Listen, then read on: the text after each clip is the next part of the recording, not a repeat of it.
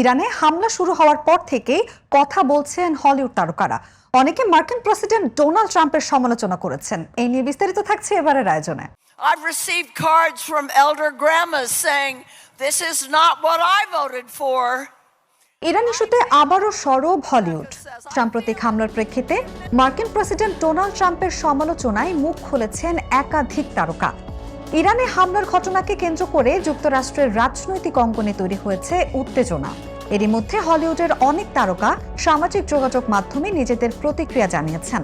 তারা এই হামলার নিন্দা জানিয়ে শান্তি ও কূটনৈতিক সমাধানের আহ্বান জানিয়েছেন। অনেকেই মনে করছেন এই ধরনের পদক্ষেপ মধ্যপ্রাচ্যে নতুন করে অস্থিরতা তৈরি করতে পারে। তারকাদের কেউ কেউ সরাসরি ডোনাল্ড ট্রাম্পের নীতির সমালোচনা করেছেন।